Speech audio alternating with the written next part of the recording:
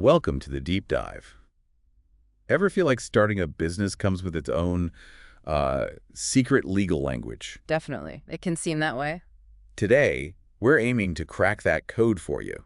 We'll give you the essential terms, the concepts you really need to navigate the legal side of being an entrepreneur. Think of it as, well, a shortcut, getting you straight to what really matters. Right. From that moment, you decide to go for it all the way down the road, maybe even, towards an IPO someday. And we've got a great guide for this, a pretty comprehensive textbook. It covers the whole journey, like 17 chapters worth. It really is like a legal GPS for building a business. Exactly. And look, the sheer amount of legal stuff out there, it can feel like trying to drink from a fire hose. Totally overwhelming. Yeah. So our goal today is simple. Distill it. Get down to the crucial knowledge, the things that empower you, the listener, to make good decisions. And hopefully sidestep some of those common legal pitfalls that can, well, trip up even really promising startups. We're focusing on the practical side, trying to cut through the jargon so you can actually use this stuff. Protect yourself, protect your business. Okay, let's dive right in then. Starting at the very beginning, those early days, maybe even before you've officially launched. Right. One of the first hurdles often seems to be figuring out how to leave your current job cleanly. It's not always just saying goodbye, is it? Oh, definitely not. It's absolutely essential to dig out those documents you probably signed when you started that previous role. You mean like the employment contract? Yeah, things like non-compete agreements. They might limit where you can work next or what kind of business you start. Okay. Assignment of inventions agreements. They decide who owns the IP you create, maybe even ideas you had on your own time. Wow. And of course, non-disclosure agreements or NDAs, protecting your old employer's confidential info. Ignoring these, that can have serious consequences. And it's not just your agreements, right? I gather you can get into trouble even if your former colleagues break their agreements because of your new venture. That's a really important point. Yes, let's say you want to recruit your old star team. Tempting. Very tempting. But you have to proceed with caution. You could be seen as interfering with their contracts, causing them to violate their non-competes or NDAs. And that could lead to legal action. Absolutely. Your former employer might sue you for interfering. There's a famous example, actually, a huge case between GM and Volkswagen back in the 90s. Oh, yeah. What happened there? Well, GM claimed a top executive, along with several others who left for VW, took tons of confidential stuff. Pricing secrets, future car plans, marketing strategies. The works. Ouch. Big time. It ended with a massive settlement paid by VW, and I believe even criminal charges over in Germany. It really shows the potential risks. Okay, message received. Tread carefully. So what can you actually do while you're still employed but, planning your next move? Well, you can definitely do some prep work, some groundwork, as long as it doesn't interfere with your current job duties, Like what? Flesh out your business plan. Maybe do some market research. Perhaps grab a domain name, like the founders of CAD Solar did in the book's example. Okay, so behind-the-scenes stuff is generally okay. Generally, yes. But actually running the new business, especially if it competes, that's usually off limits if you've got a non-compete or even a no moonlighting clause. Right, those pesky clauses. You really have to read the fine print of what you signed. Okay, so you've navigated the exit successfully. Step 2 seems to be finding your legal guide, your Sherpa, through this maze. Selecting and working with an attorney. It's absolutely fundamental. And don't just think of a lawyer as someone you call when things go wrong. Right, be proactive. Exactly. They're a vital partner from the start. They help you structure things correctly, avoid headaches later. And you want the right kind of lawyer. Meaning? Someone who really knows your industry. If you're a tech startup, find someone experienced with high-tech ventures. Like Peter and Akiko in the example, they specifically sought out counsel experienced in that space. Makes sense. Now, the million-dollar question. Legal bills. They can rack up fast. Any tips for keeping costs, manageable? Definitely. One thing is, don't be afraid to do some initial drafting yourself, especially for more standard documents. Really? Yeah, ask your attorney for templates, maybe digital ones. It's often easier to delete what you don't need than remember everything to add. Okay, that's a good tip. But, and this is a big but, always have your lawyer review everything before you sign. Okay. No DIY legal sign-offs. Please don't. Even simple-looking documents are legally binding once signed. As the textbook says, trying to save a few bucks on review up front could cost you a fortune later if you misunderstood something. Right. Penny wise and pound foolish. It's like assembling IKEA furniture without the instructions. Exactly. You'll probably end up with a wobbly bookcase. Okay, so you've got your lawyer. Now the structure. What legal form should your business take? Partnerships, corporations, LLCs. It's that alphabet soup we mentioned. It really is. And each one, general partnerships, limited partnerships, C corporations, S corporations, LLCs, they all have different features. Advantages, disadvantages. Right. Especially around liability, like who's on the hook if things go wrong, and taxes, how the profits get taxed, and just the general admin burden. Let's unpack partnerships first. Sounds simple. Maybe just team up with someone. It can seem simple initially, especially a general partnership, but the key thing to know, each partner can be personally liable for all the business debts, not just their share. Oof. So if my partner messes up, I could lose my house. Potentially, yes. It's not really a separate entity in the same way a corporation is. And little things like, unless you have an agreement stating otherwise, if one partner dies, the partnership might legally dissolve. Wow. Okay. Any upsides? Well, they usually offer flow-through taxation. The business itself doesn't pay income tax. Profits and losses flow through to the partner's personal returns. And sometimes distributing property out can be tax-free, which is interesting. What about limited partnerships? They used to be more common for investments. Some partners have limited liability, but also less control. But honestly, LLCs have largely taken over that space now. Right. LLCs, limited liability companies. The name sounds good. Limited liability. That's the main draw. It generally shields your personal assets, your house, your savings from business debts and lawsuits. It creates that legal separation. And they seem more flexible than S-Corp. Yeah, fewer restrictions, no limits on the number or type of owners, for instance. But, and this is crucial, you must act like an LLC. What do you mean? There's a great from the trenches example in the book, Preferred Income Investors, LLC. The people involved didn't make it clear enough they were acting for the LLC. Just use their initials or something. Something like that, yeah. And the court said, nope, you're personally liable. So your contracts, your website, your invoices, everything needs to clearly state the full LLC name. Got it.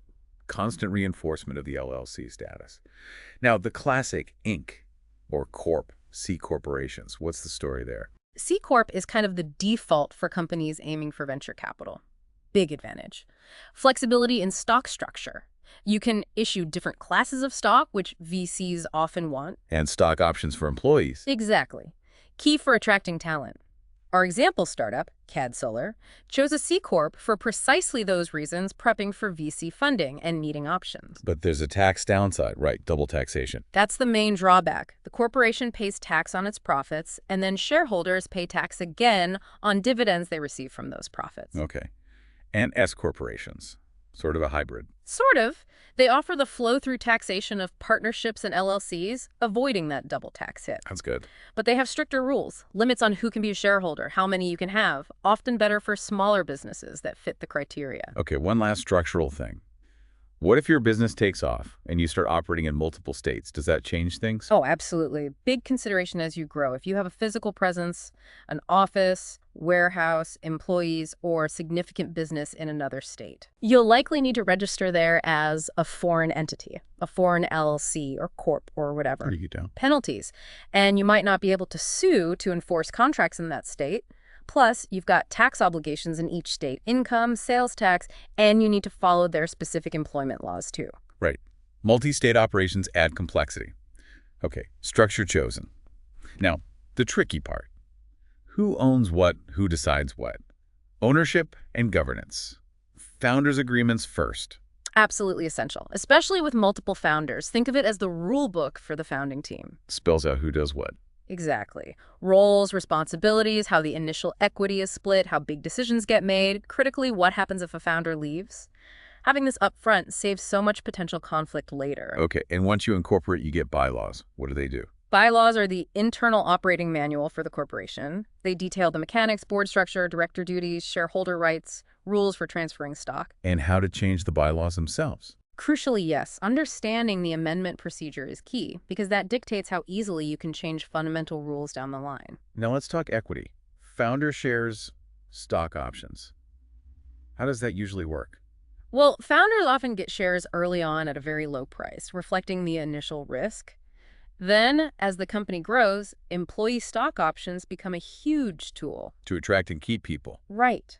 They give employees the right to buy shares later at a fixed price, usually after a vesting period. And don't forget qualified small business stock, or QSBS. QSBS. What's that? If you hold it for 5 years, you can get significant tax breaks on the gains when you sell, partial exclusion from federal tax, maybe even a rollover into another investment. Pretty valuable. I've also heard of something called an 83B election. Sounds technical. It is a bit, but super important for founders getting stock that vests over time. Okay. Normally, you'd owe income tax as the stock vests, based on its value then, even if you haven't sold it, which could be a huge tax bill on paper gains. Right, without any actual cash. Exactly. An 83B election, filed shortly after getting the stock, lets you choose to pay the tax up front, based on the initial, usually much lower value. Ah, so you pay tax on the low value early on. Potentially saving a lot in taxes later if the company's value skyrockets. Big potential benefit, but you have to file it quickly. Got it. Now, who's steering the ship? The board of directors. What are their core responsibilities? The board oversees management, sets strategy. They have critical legal duties called fiduciary duties. Fiduciary duties. Means they have to act in the best interests of the company and shareholders. Two main ones. Duty of care, be informed. Do your homework before deciding. And duty of loyalty, put the company's interests ahead of your own, avoid conflicts. Is there protection for directors if a decision goes bad? Yes, the business judgment rule. Right. Basically, courts usually won't second-guess informed, rational decisions made in good faith, even if they turn out poorly later. Like that big Disney case involving Michael Ovitz's severance package. That was huge, right? Exactly. Massive payout, tons of criticism. But the court applied the business judgment rule, found the directors were informed, believed they acted in Disney's best interest when they approved his contract initially. So it protects honest mistakes, basically. Or decisions that look bad in hindsight, as long as the process was sound. You generally need gross negligence or bad faith to breach the duty of care. What makes a good board? Just insiders who know the company? No, definitely not. You need a mix. Inside directors bring operational knowledge, sure, but outside, independent directors are crucial. Why is that? Fresh perspectives, they can challenge management's assumptions, bring objectivity. You want people aligned with long-term success, not afraid to ask tough questions. Avoid loading the board with conflicted individuals. What about advisory boards? Different from the main board. Yeah, think of them as expert consultants without the formal legal weight. They provide valuable expertise, industry connections, but don't have those same fiduciary duties. So less legal responsibility. Right. It's a great way to tap into specific knowledge. Like in the example, Alexa Portney joining CAD Solar's advisory board for her solar tech expertise. Makes sense. Finally, on ownership. That friends and family, funding round. Common way to start, but risky. It has pros and cons. It's crucial early capital, yes. But these investors often aren't sophisticated, and mixing money and personal relationships... You get messy if things go south. Exactly.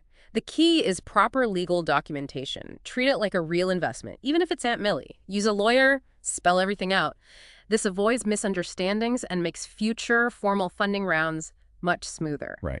Don't let informality create future legal knots. Okay, structure set, ownership defined. Now the big one, raising capital. This brings us into securities regulation territory. It does. And your business plan becomes absolutely critical here. Needs to be compelling, sure, but also accurate and totally transparent. No sugarcoating the risks. Definitely not. Don't make crazy optimistic projections. Don't downplay the challenges. You have a legal duty to disclose all material information, good and bad. And then there are all these rules for selling shares. Rule 505, 506, Reg A, another alphabet soup. It really is complex. Securities laws exist to protect investors. These exemptions let you raise capital without a full-blown public offering, but each has very specific rules. Rules about who you can sell to, how much you can raise. Exactly. Who you can solicit, how much money, what info you have to provide. The textbook even has a table showing some state-level exemptions. So the takeaway is? Talk to a securities lawyer before you rely on any exemption. Seriously.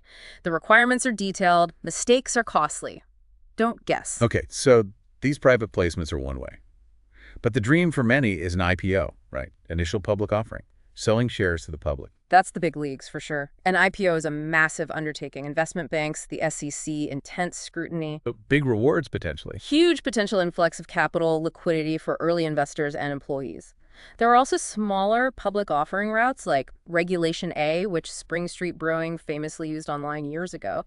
But even those have strict rules. Whether it's a small round or an IPO plan, clear communication with investors seems key. I remember that from the trenches bit about VCs and funding expectations. Yeah, that was all about getting everything in writing. Clear, unambiguous language. Misunderstandings about funding amounts, timing, conditions. They cause huge problems, even lawsuits. Get it documented. Right.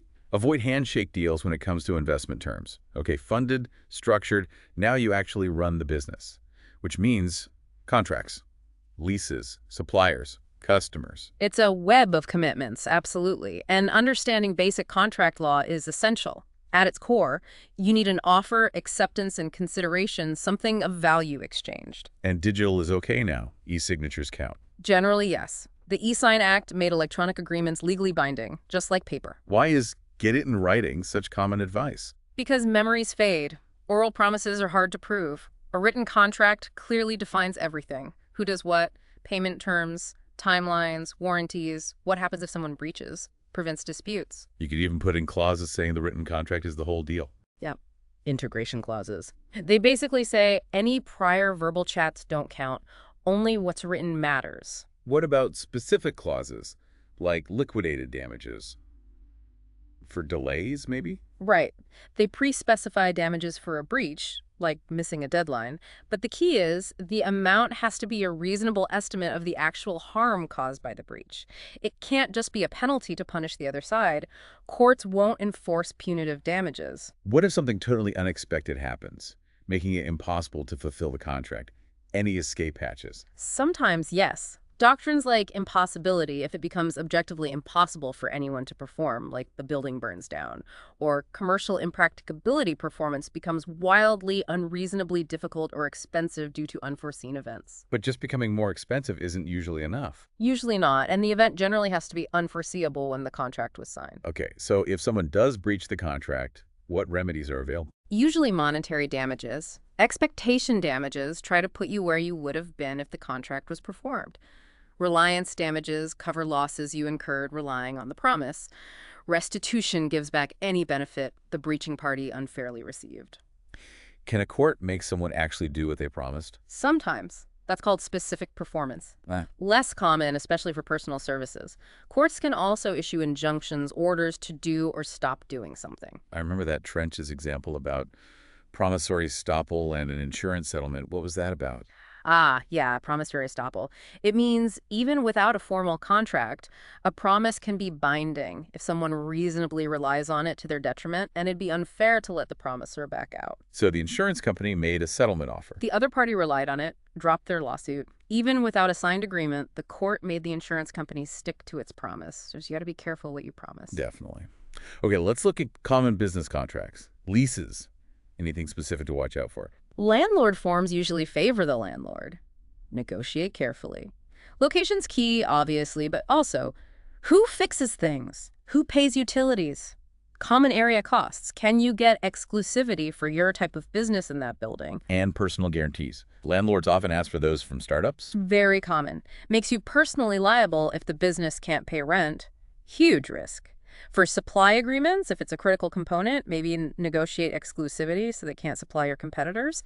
And watch out for approval clauses in sales orders. They might mean a sales rep can't actually bind the company without HQ sign-off. And selling actual goods, like products. Different rules. Yes, that's mainly covered by the Uniform Commercial Code, the UCC. Standardizes rules across states, covers warranties, express ones you state, and implied ones like merchantability. Goods fit for ordinary purpose. Can you disclaim warranties? Yes. The UCC says how you can legally disclaim certain implied warranties. It also has the statute of frauds. Contracts for goods over $500 generally need to be in writing. In that battle of the forms, when purchase orders and invoices don't match. Right. The UCC has rules for that, like the knockout rule, to figure out which terms actually apply when the forms conflict. Okay, contract sorted. But liability doesn't stop there, right? Operational liabilities, things that can lead to lawsuits even without a contract breach. Exactly. This is the realm of torts, civil wrongs causing harm. Negligence is a big one, failing to act with reasonable care. Then there are intentional torts deliberately causing harm. And businesses can be liable for employees' actions. Vicarious liability. Yes. If an employee commits a tort while acting within the scope of their employment, the company can be held responsible. Like your delivery driver causing an accident en route. Classic example. And scope of employment can be interpreted pretty broadly. Even off-site or after-hours actions might count if connected to the job. What about injuries on business property? Slips and falls. That's premises liability. You owe a duty of care to people on your property. The level of care might depend on if they're a customer, guest, or trespasser, though many states just focus on reasonable care based on foreseeability of harm. In the digital age, can online actions lead to liability, like website crawling? Absolutely. The eBay v. Bidder's Edge case is a key example. Bidder's Edge kept scraping eBay's site after being told to stop. eBay won on a trespass to chattels theory, unauthorized, harmful interference with their computer systems. Online actions have real-world consequences. Are there torts that just protect economic interest, not physical harm? Yes, several. Fraudulent misrepresentation, lying to induce reliance, causing financial loss. Interference with contract, intentionally causing someone else's contract breach. Interference with prospective business advantage, wrongfully stopping a potential deal.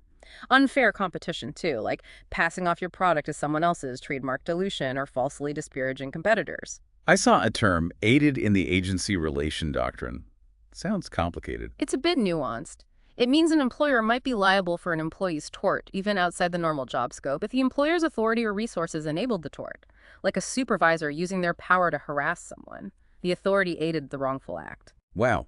Okay, with all these potential liabilities, insurance sounds non-negotiable. Absolutely critical. It's your financial safety net. General liability for injuries, property damage. Professional liability, or E&O, for service errors. Workers' comp for employee injuries. Cyber liability for data breaches. You need the right coverage. It can save the business. Let's shift gears slightly. Secured transactions. Using business assets as collateral for loans. Right. This falls under Article 9 of the UCC. When you pledge personal property equipment, inventory, accounts receivable as collateral, it creates a security interest for the lender. So the business is the debtor, the lender is the secured party. Exactly. The security agreement details the loan, the collateral, and the debtor's obligations, repayment, interest, maybe financial covenants. And the lender needs to perfect their interest. What's that? Perfection establishes the lender's priority over other creditors who might later claim the same collateral. Usually involves filing a public notice, a financing statement with the state, puts the world on notice about their claim. Okay, hopefully loans get repaid. But what if a business hits serious financial trouble?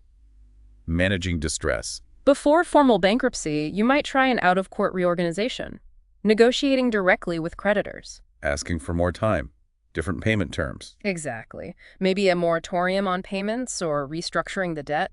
Creditors might agree because bankruptcy could mean they get even less or wait longer. But sometimes that's not enough, and bankruptcy is the next step. It's usually a last resort, but it provides immediate protection via the automatic stay. Creditors have to stop collection efforts. Chapter 7 means liquidation, sell assets, pay creditors in priority order. And Chapter 11. That's reorganization. The company usually keeps operating, tries to develop a plan to restructure debts and emerge viable, keep the business alive. Chapter 11 sounds complex. Key parts. Creditors file proofs of claim. Claims get classified by priority. The debtor usually gets an exclusivity period to propose a reorganization plan first. A creditors committee represents unsecured creditors. If the debtor's plan fails or exclusivity ends, others can propose plans, potentially leading to a sale or change of control. And management's duties change. Their fiduciary duties, care, and loyalty extend to creditors too, especially once the company is insolvent. Liabilities exceed assets. Okay, let's circle back to funding. Venture capital. What do startups need when approaching VCs? A killer business plan, tailored for VCs. Concise, focused on the product, market opportunity, and crucially, the team. VCs bet on teams as much as ideas. They want high growth potential. Then comes the term sheet negotiation. What are the crucial terms entrepreneurs need to grasp? Oh, lots. Valuation, pre-money, post-money. The type of stock VCs get almost always preferred stock, with special rights. Liquidation preferences, who gets paid first and how much if the company sells and liquidates. Participating preferred. What's that? That means they get their investment back, plus a share of the rest, as if they also held common stock. Very investor-friendly. Also look at dividends. Are they cumulative? Anti-dilution protection. Anti-dilution protects them if the company raises money later at a lower price. Exactly. Protects their ownership percentage. There are different types, price-based, structural. registration rights, giving them power to push for an IPO or sale later, board seats, and protective provisions, veto rights over major company decisions. That anti-dilution stuff sounds critical. I remember the Financial Performance Corporation example. Perfect illustration. They issued warrants without thinking through the structural anti-dilution. A later reverse stock split triggered it, giving warrant holders way more ownership than intended, massively diluting others. Shows why the exact wording matters so much. Negotiating this must feel like a minefield for first-timers. Any advice? Know that almost everything is negotiable, some terms more than others. Understand the VC perspective, they're taking big risks. Justify your positions, know your walkaway points, and crucially, get experienced VC legal counsel. Why experienced counsel specifically? The VC world is small, interconnected. An experienced lawyer knows the norms, the unwritten rules, what's standard. VCs might even see using inexperienced counsel as a red flag about the founder's readiness. Good point. Okay, funding secured.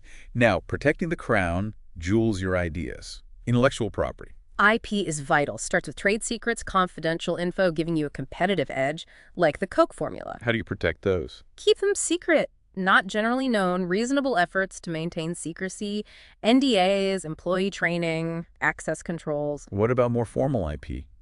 Copyrights, patents. Copyright protects original works, software code, books, music, art, gives exclusive rights to reproduce, distribute, etc. But there's fair use for criticism, teaching, etc., though its limits are tricky, like in those Kinko's and Napster cases. And software created by employees or contractors? Generally, work made for hire means the company owns employee work. For contractors, get written assignments of copyright. Crucial. The patents. The big guns for inventions. Right. Exclusive rights to make, use, sell an invention for a set time. Utility patents for function. Design patents for looks. Plant patents, too. What makes something patentable? Has to be patentable subject matter, useful, novel, new, and non-obvious. That KSR Supreme Court case made non-obviousness a bit harder. Combining known things might still be obvious. Patent process is long and expensive. Can be. And file before public disclosure or sale to protect international rights. Patent infringement can lead to big damages or injunctions. Finally, trademarks for branding. Exactly. Protects your brand identity, name, logo, slogan, marks that identify your goods, services. You get some rights just by using it, but federal registration is much stronger. And do a search first. Absolutely. Crucial. Conduct trademark searches before committing to a name or logo to avoid infringing someone else's rights and having to rebrand later. Very disruptive. Protecting IP here is one thing. What about going global? International expansion. Whole new ballgame legally. Market research is key, understanding cultural differences, language, and critically local laws and regulations in each country. Consumer protection, business registration. How do you even set up shop legally overseas? Various ways. Direct sales, using local distributors or agents, licensing your IP, franchising, or setting up a foreign subsidiary, either a branch or a separate local company. Each has different legal and tax consequences. Taxes must get way more complex. Oh, yeah. International tax is a beast. Will you have a permanent establishment triggering local corporate taxes? VAT, payroll taxes. Get expert tax advice for both U.S. and local rules early. What about hiring people abroad? Same rules as the U.S. Not even close. Labor laws vary wildly. Hiring, firing, contracts, working hours, consultation requirements, data privacy like GDPR in Europe, totally different. Need local expertise. And protect your name internationally, too. Yes, trademark protection is generally country by country. Need separate registrations. Setting up a subsidiary also involves structuring, funding, maybe even using nominee shareholders in some places. CAD Solar setting up in the UK in the book illustrates some of this. Okay, sometimes growth means combining forces. Mergers and acquisitions, M&A. Right. Strategic reasons. Sure. Access capital, new markets, tech, talent, or providing liquidity for shareholders. But M&A deals are complex legally, financially, operationally. Main ways to structure a deal. Asset purchase versus stock purchase. Key difference, asset purchase. Buyer picks specific assets, maybe assumes specific liabilities. Stock purchase. Buyer buys the whole company's stock, gets everything, assets and liabilities, known and unknown.